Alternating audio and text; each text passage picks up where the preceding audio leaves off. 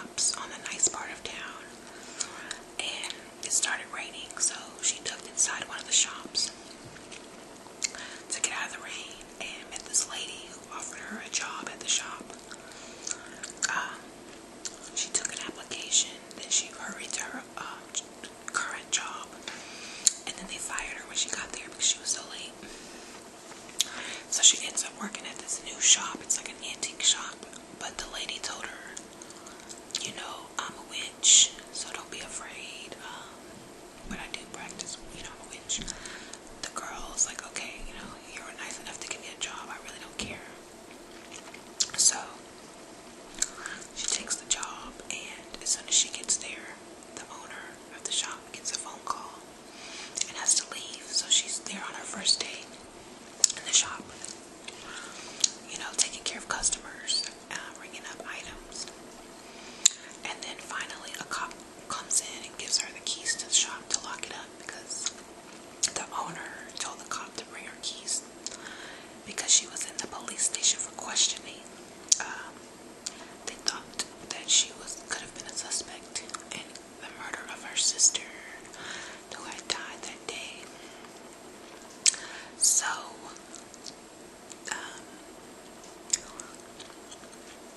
she locks the shop up and goes to the police station to find her boss. The boss's name is Felicity, and the worker, her name is Maggie. And the boss, like, she had some like really young dude with her that was like a motorcycle dude who was kind of cute. So that's where we left off. So Maggie goes and picks up Felicity from the police station and is giving her a ride home. So that's where we are in the book. Okay. Blah, blah, blah, blah. Okay. They just drove through the gates of like this huge estate, but they couldn't see the house yet. She couldn't see the house yet. Okay. Our destination remained hidden up until I guided Christine around the last bend in the drive. Christine is the name of her car. A second soft choop choo sounded. My right and security lights blazed to life. My mouth fell open. Situated in a shallow bowl behind the screen of trees was an enormous home reminiscent of an old English manor, complete with mellow brick and Gothic style windows. This is yours, I squeaked. Felicity gave me a half smile. Home sweet home. Nice place. I tried not to think of my basement apartment, which in the cold light of day looked like a well-lit basement. We parked beneath a carriage port that sheltered a rear entrance. Poor old Christine looked desperately shabby in such an exalted surrounding. I gave her a loyal, if consoling, pat on the hood and hovered nearby as Felicity unlocked the door. Well, I said, not wanting her to think that I was trying to overstay my welcome. I mean, I was dying to see the inside of her gorgeous house, and I wanted even more to hear what had happened to Jane, but I wasn't about to foist myself upon her at a time like this. You will be staying, of course, Felicity cut in before I could finish my thought. Her tone brooked no refusal and displayed a bit of strength that had slipped away from her for a time. I'd appreciate the company. If you're sure. She smiled and swept her arm toward the door. Welcome to the Gables. We stepped into a large foyer, expensively furnished with gleaming wood and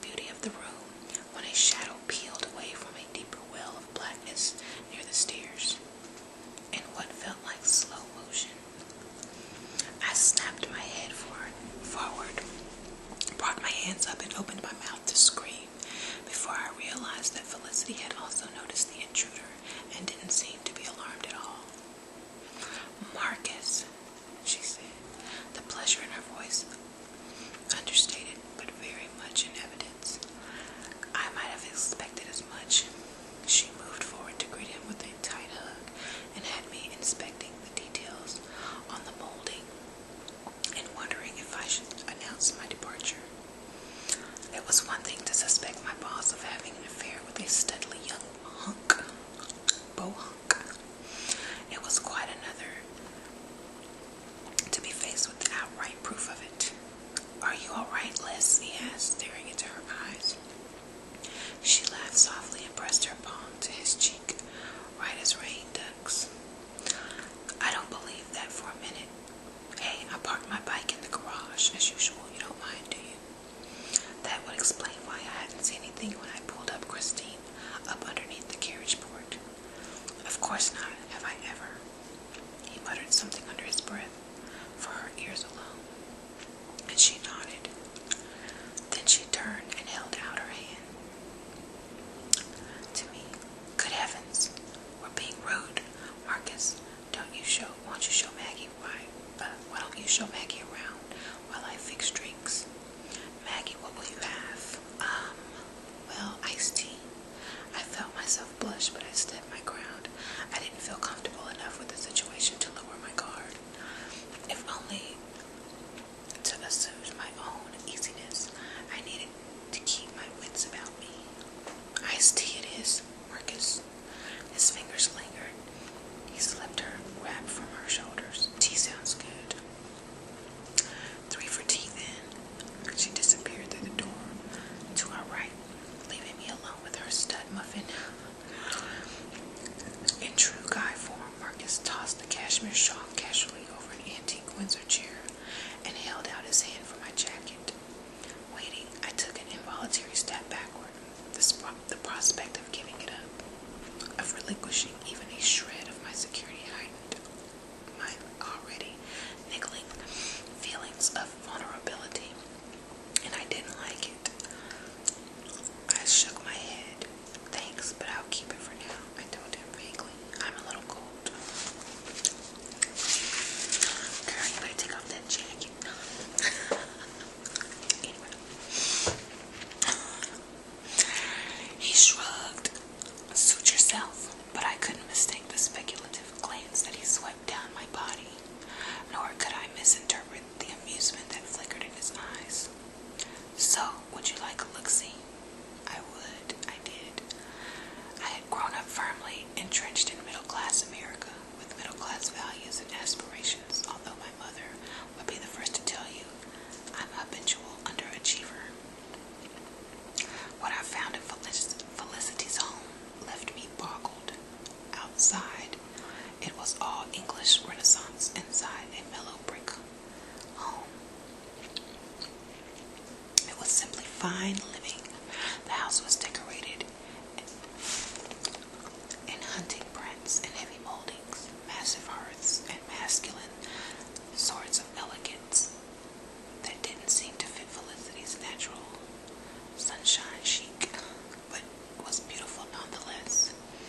Straight from the ritziest decorating journals, the rooms were enormous, the ceilings high, and the furniture out of this world. Martha Stewart, eat your heart out. Nice was all I could think to say. Yeah.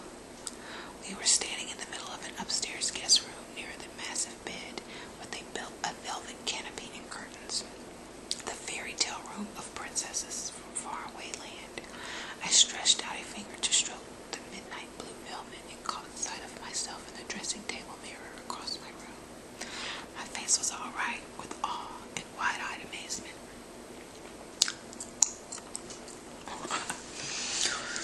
"Okay, what are they gonna do now?" I shook my head. "Clearly, I'm out of my league here." He arched a brow and gave me a quizzled smirk. "You mean the fancy trappings?" A little embarrassed, I shrugged. "Liz isn't like that. This house was her husband's dream. I think she'd just be happy in a little cottage somewhere, just doing her own thing." Oh, I latched on to the nugget of information greedily. I knew so little about her. This was my chance for some inside info, for someone who knew her intimately. I wasn't about to let it pass me by. Why does she stay? I suppose she